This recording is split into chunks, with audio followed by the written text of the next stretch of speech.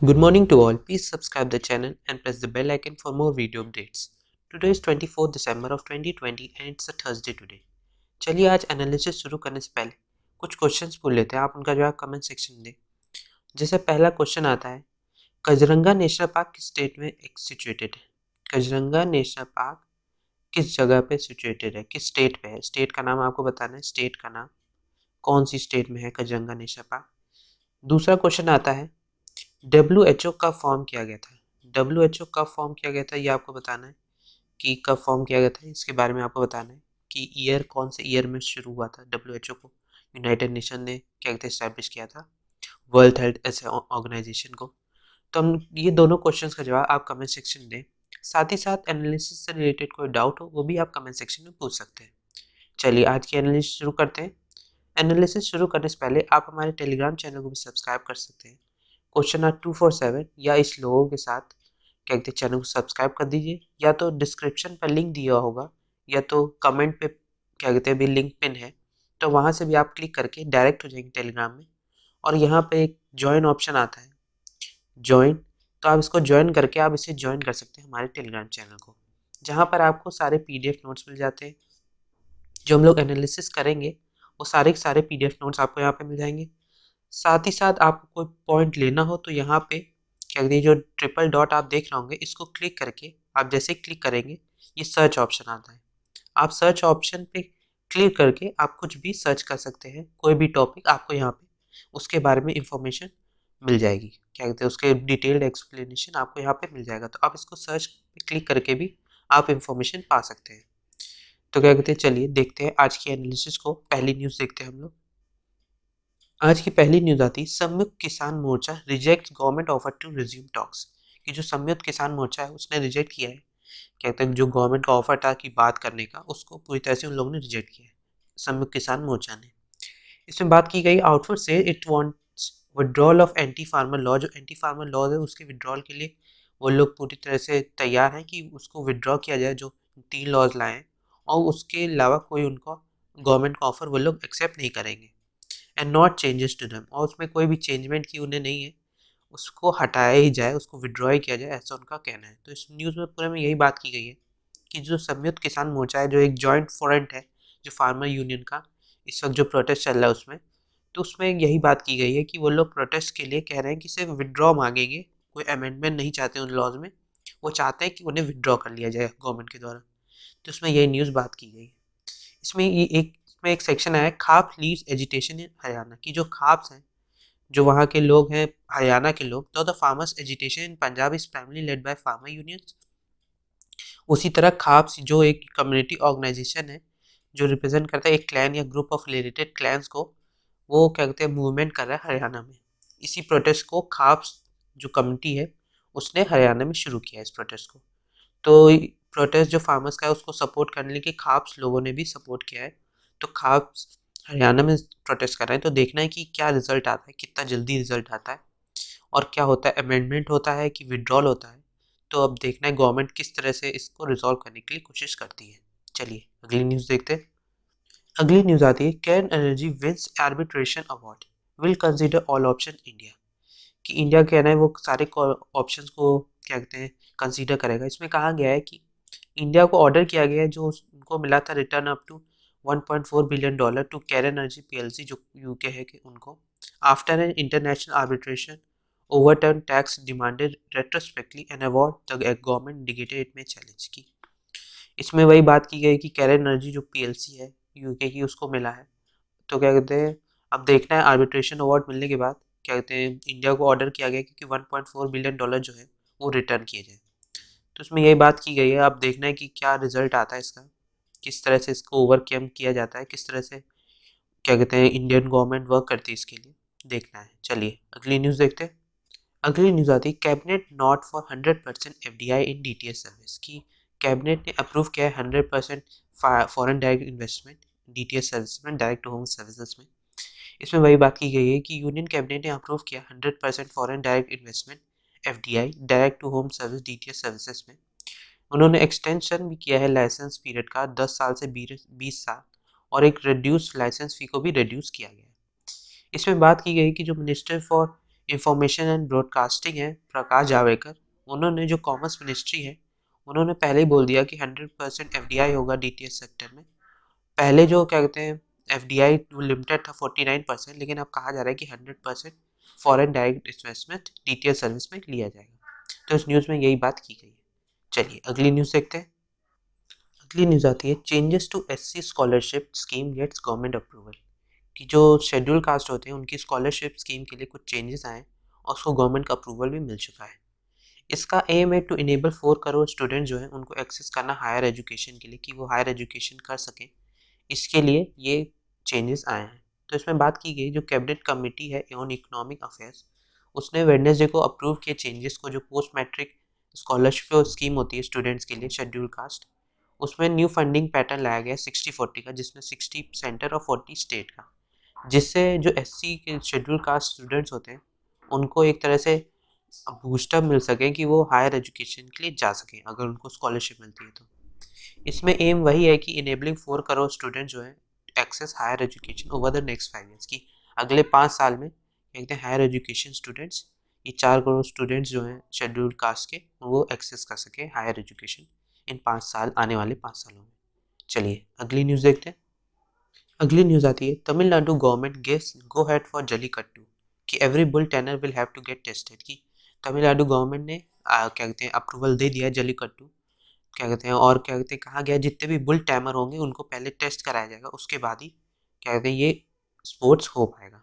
इसमें कहा गया है कि तमिलनाडु गवर्नमेंट उन्होंने परमिट किया Jallikattu to be held across the state, जो होता है पोंगल सीजन में। और इसमें कहा गया जो बुल टेमिंग स्पोर्ट होते हैं उन would be subject to fresh restriction in view of the कोविड-19 पैंडेमिक, कि इस कोविड-19 पैंडेमिक में बुल टेमिंग जो बुल टेमर होते हैं उनको टेस्ट किया जाएगा, उसके बाद ही ये स्पोर्ट होगा। तो इसमें देखते हैं कि जल्लीकट्टू होता क्या है। जल्लीकट्टू एक स्पोर्ट है, उसको लोग अलग से देख लेते हैं क्या होता है। Jallikattu, what is jallikattu? जल्लीकट्टू एक स्पोर्ट है जो कंडक्ट कराया जाता है पार्ट ऑफ मट्टू पोंगल, जो थर्ड डे होता है, third day of the fourth day जो लॉन्ग हार्वेस्ट होता है पोंगल का, उसमें मनाया जाता है। Jallikattu is also known as Eru Thazhuvuthal और मंजू विरातू, कहते हैं जल्लीकट्टू को एरू थाजुतल और मंजू विरातू भी कहा जाता है। ये जो तमिल वर्ड है मट्टू, वो उसका मतलब होता है बुल, और जिसे थर्ड डे मनाया जाता है इज डेडिकेटेड टू कैटल। इसे थर्ड डे इसलिए मनाया जाता है कि वो डेडिकेट होता है कैटल के लिए। Bull gets precedence over cows, की बुल को प्रेसिडेंस मिलता है काउस में, because it helps in the ploughing of field, क्योंकि वो हेल्प करते हैं क्या कहते हैं खेती करने में, इसलिए उनको ज़्यादा प्रेसिडेंट दिया जाता है। और इस स्पोर्ट से दिखा के उनको और थोड़ा कहते हैं कि वो लोग मदद करते हैं, इसलिए वो पोंगल सीजन में होता है और थर्ड डे को मनाया जाता है। तो bulls are brought to a common place where the ritual happens. The participants are supposed to embrace the bull's hump and try to tame it by bringing the bull to a stop. कि sport में bulls जो common place में रखे जाते हैं, rituals होता है, उसके बाद उन्हें छोड़ दिया जाता है। फिर जो बुल टैमर होते हैं उनको टैम करके हम्प या करके बुल को रोकना होता है। और इसमें आपने देखा भी होगा कई बार टीवी में, ओरिजिनल तो बहुत कम लोगों ने देखा होगा, लेकिन देखा होगा तो इसमें वो लोग कोशिश करते हैं कि बुल को जितने भी हो उसको रोकने की कोशिश की जाए। इसमें बताया गया है जो जल्लीकट्टू है वो डिराइव करते वर्ड कली कॉइन्स और कट्टू टाई से, जिसका मतलब होता है bundle of coin is tied to a bull's horn, कि कई सिक्के बंडल ऑफ कॉइन्स कि कई सिक्कों का गुच्छा बंधा होगा बुल के हॉर्न में। इन ओल्डर टाइम द जो टैमर होता था वो रिमूव करता है this bundle from the animals head to win gold और silver. He could be brave and valorous and could also sometimes be rewarded with a bride, कि कहते हैं कि पहले समय में ये जो टैमर होते थे जो बैठते थे उसके ऊपर बुल के, उनको कोशिश करना होता था इस बंडल ऑफ जो हॉर्न्स में बंधे होते सिक्के उसको हटाने का, और जिस हिसाब से उनको गोल्ड या सिल्वर प्राइज मिलता था। तो इस न्यूज़ में कहते हैं जल्लीकट्टू के बारे में हम लोग ने बात कर ली, जैसे आप देख सकते हैं इस फोटो में। इस फोटो में जैसे आप देख सकते हैं कैसे ये स्पोर्ट बुल है, क्या कहते हैं उसके ऊपर ये बंधा भी है सिक्के तो दिख रहा है, तो क्या कहते हैं ये होता है जल्लीकट्टू स्पोर्ट। चलिए अगली न्यूज़ देखते हैं। अगली न्यूज़ आती है Kejriwal encourages AUD graduate to be entrepreneurs job providers, किसमें बात की गई है कि दिल्ली सीएम जो हमारे अरविंद केजरीवाल हैं उनका कहना है, वो अभी उन्होंने एड्रेस किया 9th जो कॉन्वोकेशन होती है अम्बेडकर यूनिवर्सिटी दिल्ली की, उस पर उन्होंने एड्रेस किया कि वहाँ के स्टूडेंट्स को कि वो अब इंटरप्रेन्योर्स बने और क्या कहते हैं कि जॉब प्रोवाइडर्स बने, लोगों को जॉब प्रोवाइड करें, इस फील्ड में उनको लुकअप करना चाहिए वहाँ के स्टूडेंट्स को, ऐसा उनका कहना था। तो कॉन्वोकेशन में ये काफ़ी अच्छी बात उन्होंने कही कि अब लोगों को एंटरप्रेन्योरशिप और क्या कहते हैं जॉब लोगों को प्रोवाइड करने के लिए इस तरह से काम करना होगा। सिर्फ जॉब करना ही सबका मोटिव नहीं होना चाहिए, कुछ लोगों को जॉब प्रोवाइडर भी बनना चाहिए। इसमें बात की गई he a added that the Delhi government was launching एक startup policy. Delhi government start कर रही है जो गाइड करेगी और लॉन्च करेगी क्या कहते हैं टेक्निकल और फाइनेंशियल सपोर्ट देगी और रिक्वेस्ट करेगी students to avail the opportunities कि वो अपने बिजनेस स्टार्ट कर सकें to build a better India. कि बेटर इंडिया को डेवलप करने के लिए ये बहुत ज़्यादा जरूरी है और दिल्ली गवर्नमेंट ये स्कीम लॉन्च करने वाली है। चलिए अगली न्यूज़ देखते हैं। अगली न्यूज़ आती है 11 people from UK flight test positive. कि क्या कहते हैं 11 लोग और यूके जो फ्लाइट से आए हैं वो लोग पॉजिटिव पाए गए हैं। इसमें बात की गई और टोटल ऑफ 11 पीपल जो ट्रैवल किए हैं United Kingdom to Delhi in a flights वो पॉजिटिव पाए गए हैं कोविड-19 से। और इसलिए ऐसी कोशिश की जा रही है जितने भी बाहर देश से अब फ्लाइट आ रही है मैक्सिमली जो यूके से आ रही है सबको बहुत अच्छी तरह से आरटीपीसीआर टेस्ट से टेस्टिंग हो रही है जिससे पता करा जा सके कि कोई कोविड पॉजिटिव तो नहीं है। अगर कोविड पॉजिटिव है तो उसे तुरंत ही ट्रीटमेंट के लिए भेज देना चाहिए, ना कि वेट करना चाहिए कि वो अपने घर जाए। क्योंकि अगर वो फिर से ये वायरस फैला जो यहाँ यूके में जो नया वेरिएंट फार्म हुआ है कोरोना वायरस का, तो काफ़ी जो कंडीशन अभी बनी थी फिर से वही कंडीशन हो सकती है। तो इसलिए ये ज़रूरी है कि हमें इसे रोकना होगा और क्या कहते हैं जितनी भी बाहर की फ्लाइट्स हैं उनको टेस्टिंग पहले करनी होगी। चलिए अगली न्यूज़ देखते हैं। अगली न्यूज़ आती है prepare SOP for post covid complications. इसमें बात की गई है कि दिल्ली हाई कोर्ट ने कहा है वेडनेसडे को कि city government to prepare a standard operating procedure की एक स्टैंडर्ड ऑपरेटिंग प्रोसीजर बनाए लोगों के लिए जो रिकवर कर रहे हैं कोविड-19 से। क्योंकि हमने देखा है but are suffering from post covid complications की अगर वो ठीक भी हो जाते हैं कोविड से तो उसके बाद भी उनको कई दिक्कतें हो रही है जैसे लंग्स में और कई ऑर्गन्स में उनको दिक्कतें हो रही हैं ठीक होने के बाद भी। तो एक पोस्ट कोविड जो कॉम्प्लिकेशंस हैं उनके लिए भी एक स्टैंडर्ड ऑपरेटिंग प्रोसीजर बनाना चाहिए गवर्नमेंट को। तो दिल्ली हाई कोर्ट ने ये बात की है कि एक एसओपी की बहुत ज़्यादा ज़रूरत है इस वक्त। तो अब देखना है किस तरह से एसओपी बनता है एक स्टैंडर्ड ऑपरेटिंग प्रोसीजर वो क्या होता है तो जल्दी पता चलेगा। चलिए अगली न्यूज़ देखते हैं। अगली न्यूज़ आती है Jahangirpuri Bawana most polluted areas in November. कि जो जहांगीरपुरी और बवाना एरिया है दिल्ली का वहाँ पे सबसे ज़्यादा पॉल्यूटेड एरिया माना जा रहा है नवंबर में। और जो ऑल 13 स्पॉट्स हैं नेशनल कैपिटल के उनमें थोड़ा रिडक्शन हुआ है पॉल्यूशन में, लेकिन अभी भी वो लोग ओवर सेफ लिमिट है कि स्टे सेफ लिमिट के ऊपर ही चल रहे हैं। लेकिन थोड़ा क्या कहते हैं पॉल्यूशन में रिडक्शन वहाँ पे पाया गया है। तो अब देखना है कि कब तक वहाँ की कंडीशन दिल्ली की ठीक हो पाती है पॉल्यूशन के मायने में। तो अब देखना है क्या होता है। चलिए अगली न्यूज़ देखते हैं। आज का पहला एडिटोरियल आता है वोकल फॉर लोकल। इसमें बात की गई है जो लोकल पोल्स हुए हैं mark restart of political process in Jammu Kashmir की। जो अभी डिस्ट्रिक्ट डेवलपमेंट काउंसिल पोल्स हुए उसके बाद एक तरह से जम्मू कश्मीर में पॉलिटिकल प्रोसेस फिर से शुरू हो गया है। तो इसमें वही बात की गई है कि जो अभी पहला डिस्ट्रिक्ट डेवलपमेंट काउंसिल पोल हुआ जम्मू कश्मीर में उसमें National Conference People Democratic Party People's Conference जो एक साथ मिलकर एक प्लेटफॉर्म पर लाए People's Alliances for Gupkar declaration के लिए। क्या कहते हैं ये जो गुपका डिक्लेरेशन है उसमें कल हमने बात भी की थी। आप बताइए गुपका डिक्लेरेशन क्या होता है डिक्लेरेशन इसके बारे में आप कमेंट सेक्शन में बताइए क्या होता है। तो ये गुपका डिक्लेरेशन में आए कि जिसमें उन्होंने क्या कहते हैं काफ़ी अच्छा कहते हैं दिखाया भी क्या कहते हैं इस पॉलिटिकल जो हुआ जो पोल्स हुए जिन्होंने अच्छा रिजल्ट भी आया उनके लिए। अलायंस ने 110 सीट जीती हैं 280 सीट्स में और बीजेपी 75 सीट के साथ एक सिंगल लार्जेस्ट पार्टी थी।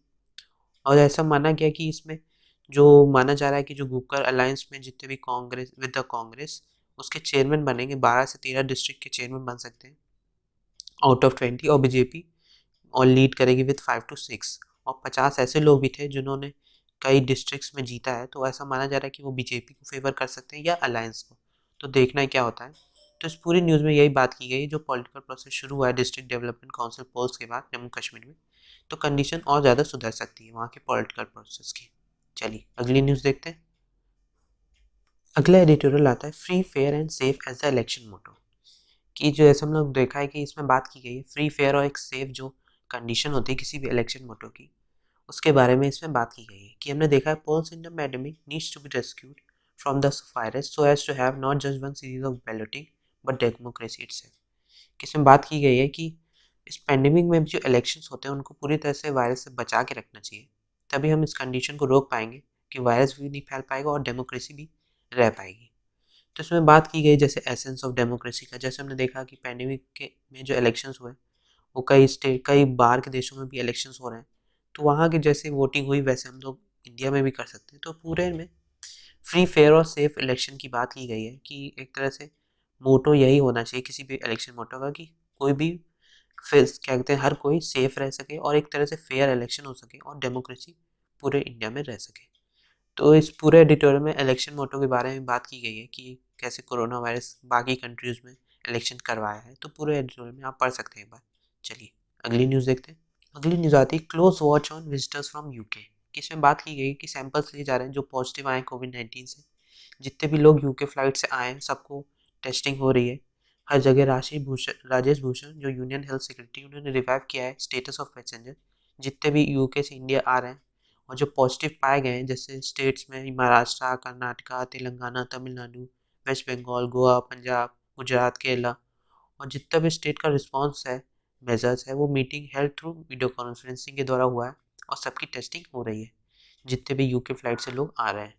तो इस न्यूज़ में यही बात की गई है कि क्लोज वॉच रखा जा रहा है जितने भी विजिटर्स आए हैं, कि उनका कुछ दिन बाद कहते कंडीशंस आए, कुछ इस तरह की कंडीशन आने पे, इसलिए सबको क्लोज वॉच पे रखा गया है। चलिए अगली न्यूज़ देखते हैं। अगली न्यूज़ आती है Republic Bharat gives find in UK. कहते हैं कि रिपब्लिक भारत जो news channel Hindi news channel उसके ऊपर फाइन लगा है 20,000 यूरो का, अप्रॉक्सीमेटली 90 लाख रुपीज़ का, यूनाइटेड किंगडम की जो communication regulator office of communication है उसके द्वारा, जो उन्होंने एक ब्रॉडकास्ट किया कंटेंट हेट स्पीच का, उसके ऊपर उनके ऊपर ये चार्जेस लगाएंगे गए। जो सैंक्शंस है वो इम्पोज किए गए हैं World View Media Network Limited द्वारा, और ये कहते हैं से होल्ड करते हैं licence for airing Republic Bharat in the UK, कि जो रिपब्लिक भारत यूके में भी क्या कहते हैं एयर किया जाता है, तो उसके लाइसेंस को होल्ड करते हैं कि जब तक ये फाइन कहते हैं फुलफिल नहीं किया जाता, क्योंकि हेट स्पीच उन्होंने जो दिखाई वो गलत था, ऐसा इसमें बात की गई है। चलिए अगली न्यूज़ देखते हैं। अगली न्यूज़ आती है Aero India to be held for 3 days only, कि जो एयर डिस्प्ले होता था वो अब वर्चुअली ही व्यू किया जा सकेगा। इसमें बात की गई है जो 13 एडिशन होगा एरो इंडिया का, जो शेड्यूल है बेंगलुरु में फरवरी नेक्स्ट ईयर, तो उसमें कहा गया वो 3 business days ही सिर्फ होगा और public will be able to witness the air display only in virtual mode, की ऐसा डिफेंस मिनिस्ट्री ने बताया है वेडनेसडे कि वो जो एयर डिस्प्ले होगा वो सिर्फ वर्चुअली देखा जा सकेगा और वो सिर्फ 3 दिन होगा। तो क्या कहते हैं एयर डिस्प्ले इस बार काफ़ी दिन और काफ़ी लोग देखने जाते हैं इसे, क्योंकि देखने में बहुत अच्छा लगता है एरो इंडिया, जो कहते हैं एरो इंडिया का जो एयर डिस्प्ले होता है, और ये 13th एडिशन होता है तो कुछ अलग भी होता है। तो वर्चुअली देखने में भी आएगा लेकिन 3 दिन से हो रहा, तो इससे पता चलता है कि कंडीशन अभी भी उतनी सुधरी नहीं है। चलिए अगली न्यूज़ देखते हैं।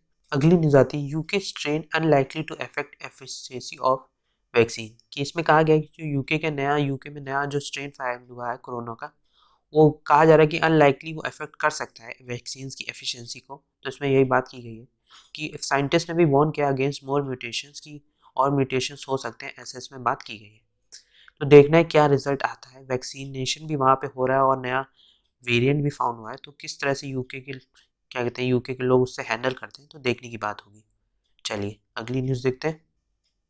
अगली न्यूज़ आती है Putin expects ties with US to remain same under Biden, कि इसमें कहा गया है कि जो रशिया के प्रेसिडेंट है पुतिन, उन्होंने कहा है कि जो टाइज है यूएस के साथ उसी तरह रहेंगी जो बिडेन के समय भी जैसे ट्रम्प के समय थे, ऐसा उनका मानना था। तो ऐसा उन्होंने ये भी कहा कि ये थोड़ा लेस ऑप्टिमिस्टिक दिखता है और वार्न करता है रूसोफोबिया की, रशिया से लोग क्या कहते हैं प्रेसिडेंट हैं जो व्लादिमीर पुतिन, उनके साथ टाइज नहीं बनाना चाहते यूएस के कोई भी प्रेसिडेंट, ऐसा उनको मानना है। चलिए अगली न्यूज़ देखते हैं। अगली न्यूज़ आती है NIPFP packs best case GST revenue gap at 1.9 lakh का करोड़, कि जो एनआईपीएफपी पैक है उसने best case GST revenue gap fulfil किया है। तो हम लोग देख लेते हैं इसमें एनआईपीएफपी क्या होता है, क्या कहते हैं इसे अलग से देख लेते हैं होता क्या है ये होता है national institute of public finance and policy. ये एक ऑटोनोमस रिसर्च इंस्टीट्यूट है under India's ministry of finance के, ये न्यू दिल्ली में है बेस्ड है, और इसका सेंटर जो conducts research on public finance and contribute करता है process of policy making related to public finance के लिए। ये वर्क करता है जॉइंटली विद क्या कहते हैं department of economic affairs at the ministry of finance to research the effects of past economic policy, कि जो पास्ट इकोनॉमिक पॉलिसी है उनके लिए क्या कहते हैं उसके इफेक्ट्स को रिसर्च करने के लिए भी ये वर्क करता है।